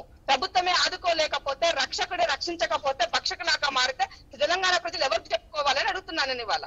కాబట్టి కేంద్రం నుంచి వచ్చినటువంటి అవసరమైతే కేంద్రంలో ప్రెజర్ చేయండి, ఇంకా ఎక్కువ నిధులు తీసుకురండి. ఈ సందర్భంలో తెలంగాణ సమాజాన్ని కాపాడాల్సిన బాధ్యత ప్రభుత్వం పైన ఉన్నది. మీరు ఫెయిల్ అవుతున్న సందర్భంలో డెఫినెట్ గా గవర్నర్ ఇన్వాల్వ్మెంట్ కావాల్సి వస్తుంది. గవర్నర్ వ్యవస్థ అనేది ఒక న్యూట్రల్ బాడీ అయినప్పటికీ రాష్ట్రానికి కేంద్రానికి ఒక అనుసంధానకర్తగా ఆమె పనిచేస్తుంది. సో ఈ సందర్భంలో మనం అప్రిషియేట్ చేయాల్సినటువంటి అవసరం ఉన్నది. డెఫినెట్ గా తమిళసాయి గారికి మాలాంటి వాళ్ళ యొక్క అండదండ ఉంటుంది. పనిచేసే వాళ్ళకి ఎప్పుడు కూడా కాంగ్రెస్ పార్టీ అండగా నిలబడుతుంది. ఆమె చేసేటువంటి దానికి కూడా ఇంకా మేము అవసరమైనటువంటి నివేదికలు ఎన్ని కావాలో అన్ని నివేదికలు ఇప్పటి వరకు ఆమెకు అందజేస్తాం, ఇంకా కూడా అందజేస్తాం. కేసీఆర్ ని ఆయన ఎప్పటికప్పుడు కూడా ఒక స్ట్రీమ్ లైన్ లో ఉంచాలి అంటే డెఫినెట్ గా ఇవాళ ఒక గవర్నర్ ద్వారానే అవుతుందని మాత్రం గుర్తు చేయదలుచుకున్నాం. రైట్, ధన్యవాదాలు మేడం. మీరు చర్చలో పాల్గొనేందుకు, మీరు ఎంతో బిజీగా ఉండి ఇతర పనుల్లో ఉంటూ కూడా మీరు మాకు డిబేట్లో అందుబాటులోకి వచ్చినందుకు ధన్యవాదాలు మేడం. రైట్, సుంక నరేష్ గారు, అంటే మనం ఇందాక చెప్పుకున్నట్టుగా గవర్నమెంట్ హాస్పిటల్స్లో ఏదైతే కోవిడ్కి సంబంధించి కేటాయించారో ఆ హాస్పిటల్లో సందర్శించడం జరిగింది. వైద్యులకి, వైద్య సిబ్బందికి ఎవరైతే పాజిటివ్ వచ్చిందో వాళ్ళలో ఒక ఆత్మస్థైర్యం నింపే ప్రయత్నం గవర్నర్ చేయడం జరిగింది. నిజంగా అది సామాన్య ప్రజలందరిలో కూడా ఒక హర్షాతిరేకాలు వస్తున్నాయి. ఒక ముఖ్యమంత్రి స్థాయి వ్యక్తి చేయని పని గవర్నర్ చేస్తున్నారు అనేది ఒక ఆనందం, ఒక సపోర్ట్ అనేది వస్తూ ఉంది. అయితే గతంలో గవర్నర్ వ్యవస్థ మీద ఇరు తెలుగు రాష్ట్రాలకు సంబంధించిన కొంతమంది ముఖ్య నాయకులు కొన్ని వ్యాఖ్యలు చేయడం జరిగింది. అసలు గవర్నర్ వ్యవస్థ అవసరమా అంటూ కూడా. అయితే ఇది కొన్ని కోట్ల మందికి చేరుండొచ్చు. గవర్నర్ వ్యవస్థకున్న ప్రాముఖ్యత ఏంటి అనేది కూడా చాలామంది చెప్పే ప్రయత్నం చేశారు. అది కూడా చాలా వరకు అందరికీ చేరే ఉంటుంది. ఈ సందర్భంలో కూడా మీరు మరోసారి క్లియర్ కట్గా గవర్నర్ వ్యవస్థకున్న ఇంపార్టెన్స్ ఏంటి అనేది కూడా మీరు తెలియజేయాల్సిన అవసరం ఇప్పుడు ఉంది. ముందుగా ఈ గవర్నర్ వ్యవస్థ గురించి ప్రప్రథమంగా ఎవరైతే కనుక వ్యాఖ్యలు చేసిన దాంట్లో సరోజినీదేవి నాయుడు గారు ఉన్నారు. ఆవిడ ఏమన్నారు అంటే కనుక ఈ గవర్నర్ వ్యవస్థ గురించి ఈ బాడీని గోల్డెన్ కేజ్ అని అన్నారండి. అంటే బంగారు పంజరంలో పెట్టిన పక్షి అని చెప్పి కూడా సంబోధించడం జరిగింది. ఇకపోతే ఇక్కడ మన తెలంగాణ రాష్ట్రంలో ఎవరైతే కనుక తమిళసై సౌందర్యరాజన్ గారు నిమ్స్ హాస్పిటల్ని సందర్శించిన మరి క్రమం మనం తీసుకున్నట్లయితే కనుక మిగిలిన రాష్ట్రాల గవర్నర్లతో కంపేర్ చేస్తే ఇక్కడ తెలంగాణ రాష్ట్ర గవర్నర్కి కొన్ని ప్రత్యేకమైన అధికారాలు కల్పించబడినాయండి. ఆంధ్రప్రదేశ్ రీఆర్గనైజేషన్ యాక్ట్ 2014 సెక్షన్ 8 ప్రకారం ఏంటి అంటే కనుక గవర్నర్ గారికి shall have a special responsibilities అండి. Life, Liberty, security of the people who are రెసైడ్స్ in the common capital area, right. So ఇక్కడ అంటే ఫస్ట్ నుంచి కూడా ఇక్కడ జరుగుతుంది ఏంటి అంటే కనుక ఈ కామన్ క్యాపిటల్ ఏరియా అని చెప్పి 10 సంవత్సరాలు ఆ చట్టంలో రూపొందించబడింది. కాబట్టి ఈ కామన్ క్యాపిటల్ ఏరియాలో ఎవరైతే కనుక నివసిస్తున్నారో ఆ ప్రజల యొక్క స్వేచ్ఛ గురించి కానీ, భద్రత గురించి కానీ, సెక్యూరిటీ గురించి కానీ చూడాల్సిన బాధ్యత గవర్నర్ గారికి ఉంది, రైట్. సో ఇక్కడ ఈ కోవిడ్లో ప్రజల ప్రాణాలు పోతున్నాయి, సరైన వైద్యం అందుతుందా లేదంటే కనుక డాక్టర్లకి పీపీ కిట్లు అందుతున్నాయా లేదా అనే క్రమంలో ఆవిడ నిమ్స్ని సందర్శించి ఉండొచ్చు. సో అది చట్టంలో భాగం కాబట్టి దాన్ని వివిధ రాజకీయ కోణాల్లో చూసినా సరే యాజ్ అన్ అడ్వకేట్ కింద ఒక చట్టం ఏం చెప్తుందో ఆమె చట్టం ప్రకారం వెళ్ళారు అని చెప్పి నేను ఇక్కడ చెప్పదలుచుకున్నాను. ఇకపోతే ఈ గవర్నర్ వ్యవస్థ గురించి అని అనుకుంటే కనుక ఆర్టికల్ 156 ప్రకారము రాష్ట్రపతి యూనియన్ గవర్నమెంట్ సిఫార్సు తోటి మరి రాష్ట్రాలకి గవర్నర్ని అపాయింట్ చేయడం జరుగుతుందండి. సో ఒక గవర్నర్ని 2 రాష్ట్రాలకు మించి కూడా అపాయింట్ చేయొచ్చు అని చెప్పి అదే ఆర్టికల్ 153 చెప్తుందండి. అయితే ఇకపోతే మరి గారికి ఉన్న ప్రత్యేకమైన అధికారాలు ఏంటి, అసలు గవర్నర్ వ్యవస్థ దేనికి అని అనుకుంటే కనుక ఇక్కడ ఈ రాజ్యాంగంలో పొందుపరిచింది ఏంటి అంటే కనుక ఈ గవర్నర్ని ఎందుకు అపాయింట్ చేస్తారు అంటే కనుక ఈ గవర్నర్ యొక్క బాధ్యతలు ఏంటి అంటే కనుక స్టేట్కి సంబంధించిన కౌన్సిల్ ఆఫ్ మినిస్టర్స్ని అపాయింట్ చేయడము, అదేవిధంగా అదే కాన్స్టిట్యూషన్లో అండర్ ఆర్టికల్ 166 సబ్-3 ప్రకారం బిజినెస్ కండక్ట్స్ ప్రకారం ఏదైతే కనుక మినిస్ట్రీస్ ఉంటాయో వాళ్ళు తీసుకునే ఏవైతే కనుక సభకి సంబంధించిన రాష్ట్రానికి సంబంధించిన బిల్లుల విషయంలో కానీ, సభా వ్యవహారాల విషయంలో కానీ వాటిల్లో గవర్నర్ యొక్క అభిప్రాయం తెలియజేయడం అలా అటువంటివి ఉంటాయండి. అదేవిధంగా అదే కాన్స్టిట్యూషన్లో ఆర్టికల్ 163లో గవర్నర్కి కొన్ని ప్రత్యేకమైన అధికారాలు కల్పించడం జరిగిందండి.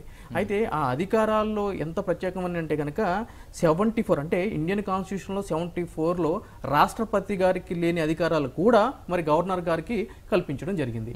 అయితే ఇన్ని అధికారాలు కల్పించిన ఈ గవర్నర్ గారు ఏదైతే గనక యాక్ట్ చేయాలంటే ఈ రాష్ట్రానికి సంబంధించి ఏదైనా సరే కార్యక్రమాల్లో వ్యవహరించాలి అంటే కనుక ముందుగా అది రాష్ట్రానికి సంబంధించిన చీఫ్ మినిస్టర్ గారి దగ్గర నుంచి రిపోర్టు తీసుకోవాలండి.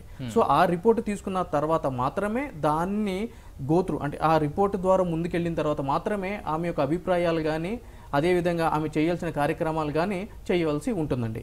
సో ఇక్కడ మరి డిస్క్రిషనరీ పవర్స్ గవర్నర్ గారికి ఉన్నాయి కదా అని అనుకుంటే కనుక ఆ డిస్క్రిషనరీ పవర్స్ కూడా ఏ విధంగా ఉండాలి, ఎలా ఉండాలి అనేది, ఏ సందర్భాల్లో ఉండాలి అనేది కూడా క్లియర్ కట్గా అదే రాజ్యాంగంలో పొందుపరచడం జరిగిందండి. ఇకపోతే గవర్నర్ నియామకం అనే వ్యవస్థ ఏదైతే ఉందో అది మొదటి నుంచి కూడా కాంట్రవర్సీ అవుతానే ఉందండి. ఎందుకంటే సర్కారియా కమిషన్ అని చెప్పి 1983లో మరి సుప్రీంకోర్టు మాజీ న్యాయమూర్తితోటి ఒక కమిషన్ వేయడం జరిగిందండి.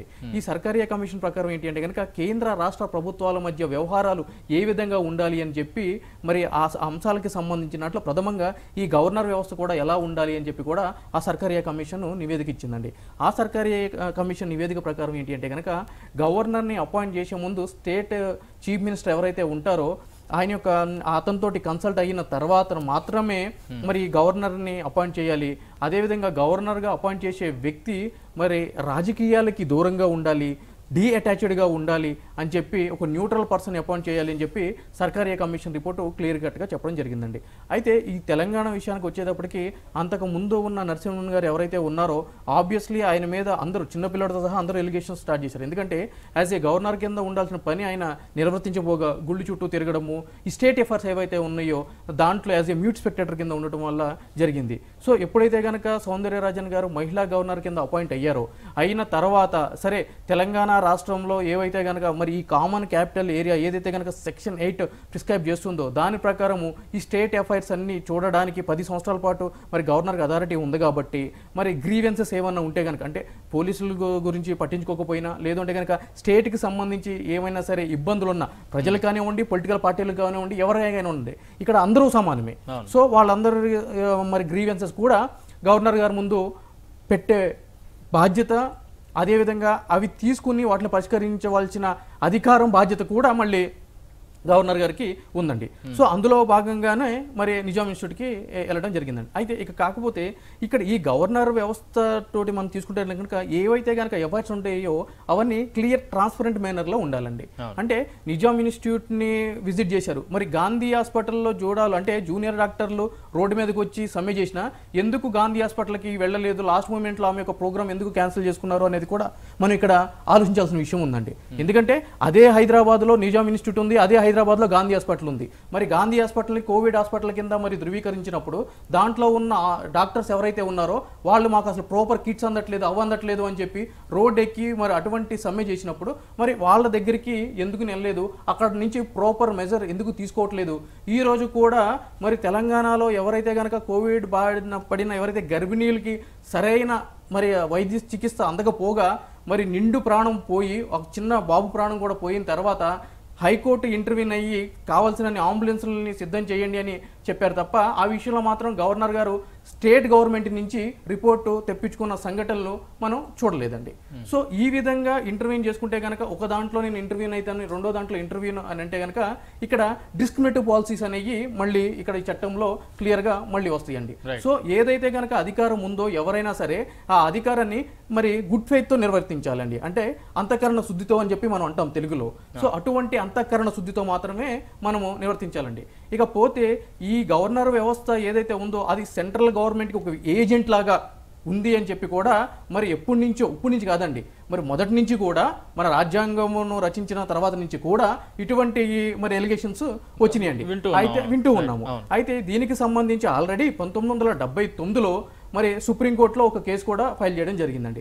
ఆ కేసులో ఏంటి అంటే కనుక హరగోవింద్ వర్సెస్ రఘుకుల్ అనే ఒక కేసులో సుప్రీంకోర్టు క్లియర్ కట్గా చెప్పడం జరిగింది ఏంటి అంటే కనుక గవర్నర్ వ్యవస్థ ఏదైతే ఉందో ఆ వ్యవస్థ కేంద్ర ప్రభుత్వానికి ఒక సబార్డినేట్ లాగా ఒక ఎంప్లాయ్ లాగా మాత్రం ఏమాత్రం పనిచేయకూడదు, ఇది క్లియర్ ట్రాన్స్పరెన్స్ మేనర్ తోటి వర్క్ చేయాలి అని చెప్పి కూడా మరి సుప్రీంకోర్టు ప్రభుత్వ పరిపాలన గాడి తప్పుతా ఉంటే కంట్రోల్ చేసే పవర్ గవర్నర్ ఉంది. దట్టు కూడా అది క్లియర్ కట్ గా గుడ్ ఫెయిత్ తో ఉండాలి తప్ప మరి ఒక దాంట్లో నేను ఇంటర్వ్యూన్ అయితాను రెండో దాంట్లో నేను ఇంటర్వ్యూన్ అని చెప్పి డిస్క్రిమినేటివ్ పాలసీస్ మాత్రం ఏమాత్రం అడాప్ట్ చేసుకోవడము గవర్నర్ వ్యవస్థ కూడా మంచిది కదండి. దీని మీదే మరి సాక్షాత్తు మరి ఎన్టీ రామారావు గారు కూడా అసలు ఇటువంటి గవర్నర్ వ్యవస్థ ఉండకూడదు అని చేసిన కామెంట్స్ కూడా మనందరికీ విదితమే. కాబట్టి రాజ్యాంగ సంస్థలు ఏవైతే ఉన్నాయో వాటి యొక్క విధులు నిర్వర్తించే క్రమంలో మరి వాళ్ళు ప్రాపర్ వేలో నిర్వర్తించాలండి. ఎందుకు అంటే కనుక ఇది ప్రజలకి సంబంధించింది, అల్టిమేట్గా ప్రభుత్వాలకి ఏం కాదు, ఈ రాజ్యాంగ పదవుల్లో ఉన్న వ్యక్తులకి ఏం కాదండి, ఇన్నోసెంట్ పీపుల్ ఎవరైతే ఉంటారో వాళ్ళకి మాత్రమే ఎఫెక్ట్ అవుతుంది. కాబట్టి ఒక ప్రాపర్ వేలో వెళ్తే మాత్రమే ఈ వ్యవస్థలని ఒక గాడిలో పడే అవకాశం ఉన్నాయి. అదర్వైజ్ గవర్నర్ వ్యవస్థను కూడా క్వశ్చన్ చేయడానికి మరి న్యాయ వ్యవస్థలు ఉన్నాయి. కాబట్టి మాలాంటి న్యాయవాదులు కానీ సామాజిక కార్యకర్తలు కానీ గవర్నర్ వ్యవస్థ గాడి తప్పినా కూడా మరి కోర్టు ముందు ఉంచి మరి ఒక క్లియర్ డైరెక్షన్ తీసుకొచ్చే క్రమంలో మా వంతు పాత్ర కూడా మేము పోషిస్తాం. రైట్ వీరేంద్ర గారు ఫైనల్ గా చెప్పండి, మొత్తంగా గవర్నర్ వర్సెస్ గవర్నమెంట్ అనే విధంగా ఉంది తెలంగాణలో పరిస్థితులు అంటున్నారు, ఏం చెప్తారు ఫైనల్ గా? ఇప్పుడు ఒకటి గవర్నర్ గారు కొన్ని పొజిషన్స్ నియమించే రైట్స్ వారికి ఉన్నాయి. ఒకటి అడ్వకేట్ జనరల్, ఒకటి లోకాయుక్త, ఒకటి ఉప లోకాయుక్త, ఒకటి chairman member of human rights, ఒకటి అట్లాగే chairman for public service commission ఒకటి, అట్లాగే స్టేట్ ఎలక్షన్ కమిషన్ దాని గురించి, యూనివర్సిటీ వైస్ ఛాన్సలర్స్ ఒకటి, మళ్ళీ ఈవెన్ ఆర్టికల్ 164 ప్రకారం సీఎం గారిని కూడా వారే అపాయింట్ చేస్తారు. కౌన్సిల్ ఆఫ్ మినిస్టర్స్ అట్లనే మినిస్ట్రీ కూడా ఆర్టికల్ 163 ప్రకారం మినిస్టర్స్ కూడా వారే అపాయింట్ చేస్తారు. కాబట్టి ఇవన్నీ వారు ఎక్కడైతే అపాయింట్ చేస్తున్నారో వారికి అట్లాగే ప్రశ్నించే రైట్ కూడా ఉన్నది. ఏ విధంగా అయితే అపాయింట్ చేస్తున్నారో ఆ విధంగా ప్రశ్నించే రైట్స్ ఉన్నాయి. అండర్ సిస్టమ్ ఇక్కడ ఏ పొలిటికల్ సినారియో ఏది ఉండదు. Because the way of on the day ఆమె ముందర ఏ విధంగా అయితే ఓత్ తీసుకుంటారో ఆ ఓత్ తీసుకున్న ప్రకారం మళ్ళీ వీళ్ళు నడుస్తున్నారా నడవట్లేదా మరి జరిగినప్పుడు ఈమెకి ఇన్ఫర్మేషన్ అంటే వీరికి మేడం గవర్నర్ గారికి గవర్నర్ గారికి ఏ విధంగా అయితే ఇన్ఫర్మేషన్ అందుతుందో she take an right information, human right to information act అని కూడా ఆమె. సో ఆ విధంగా ఏ విధంగా అయితే ఇన్ఫర్మేషన్స్ వస్తుందో she has a right to question, she has a right to give summons also. మీరు ఇందాక అడిగారు మళ్ళీ తెలంగాణలో క్యాబినెట్ మినిస్టర్లకి కొంచెము అటు ఇటుగా ఆలోచిస్తున్నారు మీరు ఇందాక ఒక ప్రశ్న చేశారు. దాంట్లో ఏంటంటే ఒకవేళ ఏ మాత్రము ఇక్కడ వ్యవస్థలో ఏ క్యాబినెట్ మినిస్ట్రీ అని ఎక్కడైనా వ్యవస్థలో సరిగా పనిచేయకపోతే if it comes to our notice she has a right to give a summons to them. ఆ విధంగా governor has so many rights where she can exercise. గతంలో కొంతమంది గవర్నర్లు ఒక స్టాంప్ లాగానే పనిచేసినారని కూడా ఉన్నాయి. కానీ కొంతమంది అందరు చురుగ్గా ఇప్పుడు మీరు ఇంతకుముందు ఎలక్షన్ కమిషన్ అంటే ఒట్టే నిమ్మకు నీరెత్తినా చూస్తూ ఉంటారని అలాగే శేషన్ గారు ఉన్నారు. he has shown the exact what is the election commission powers and so అట్లాగే కొంతమంది వ్యక్తులలో వాళ్ళు ఏవైతే మొత్తం స్టడీ చేసి నా రైట్స్ ఏంటి అని చూసి వాళ్ళ రైట్స్ పట్టిన వాళ్ళు దాంట్లో చెప్పొచ్చు మన గవర్నర్ గారు, మన తెలంగాణ గవర్నర్ గారు. సో ఈ విధంగా మహిళ ఉండి కూడా వారు పర్ఫెక్ట్గా మరి ఇటు ఏవైతే కోవిడ్ వారియర్స్ ఏవైతే ఉన్నారో వాళ్ళు చూస్తున్నారు. అట్లాగే మరి సీఎం గారు కూడా ఎన్నోసార్లు చెప్పడం జరిగింది టెస్టులు చేయమని. కాబట్టి భారతీయ జనతా పార్టీ చాలా క్లియర్గా ఉన్నది. ఒకటే ఇక్కడ ఉన్న తెలంగాణ ప్రభుత్వానికి పదే చెప్తున్నది, మీరు ప్రజలకి టెస్టులు చేయండి, మీరు ఎక్కడి నుంచి అయితే ఎక్కువ వస్తున్నాయో ఆ ఏరియాని క్వారంటైన్ చేసి ఆ ప్రతి ఇంటికి వెళ్ళి టెస్టులు చేయించండి. మీకు కేంద్ర ప్రభుత్వం ఈ 7,000 కోట్లు కాదు ఇంకెన్ని కోట్లైనా ఇస్తుంది. ప్రజలను కాపాడండి, తెలంగాణ ప్రజలను కాపాడండి. మీరు తప్పు సమాచారం ఇవ్వకండి. ఏవైతే రోజుకి 1,000 మంది ప్రజలు వచ్చి సంఖ్యలో వచ్చి వాళ్ళు టెస్టులు చేయించుకుంటున్నారో అక్కడ మీరు టెస్టులు చేయండి, వాళ్ళని వెనక పంపించకండి. సో మీకు ఒక్కటే, మీకు కేంద్ర ప్రభుత్వం మీ వెనుక ఉన్నది, మీరు చేయాల్సింది ప్రజలకు సేవ, మీరు ఉండి చేయాల్సిందే ఒకటే కోరుతున్నాము. ఇంకొకటి, ఎక్కడైతే ఇందాక కూడా వైస్ ఛాన్సలర్స్ యూనివర్సిటీస్లో వైస్ ఛాన్సలర్స్ లేరు, ఓయూ యూనివర్సిటీ 100 సంవత్సరాలు చేసుకున్న ఓయూ యూనివర్సిటీకి ఈ రోజు దానికి ఫండ్స్ ఇవ్వకుండా దాన్ని విలీనం చేయడానికి తెలంగాణ ప్రభుత్వము కంకణం పట్టుకుందని కూడా చెప్పడం చేస్తున్నారు. రైట్ ధన్యవాదాలండి చర్చలో పాల్గొనేందుకు బీజేపీ నాయకులు వీరేందర్ గారికి, హైకోర్టు అడ్వకేట్ శంకర్ నరేష్ గారికి, అలాగే లైవ్లో అందుబాటులోకి వచ్చిన టీపీసీసీ అధికార ప్రతినిధి ఇంద్ర శోభన్ గారికి ధన్యవాదాలు. ఇది వాళ్ళ చర్చా కార్యక్రమం చూస్తూనే ఉండండి. భారత్ టుడే, దేశం కోసం ధర్మం కోసం.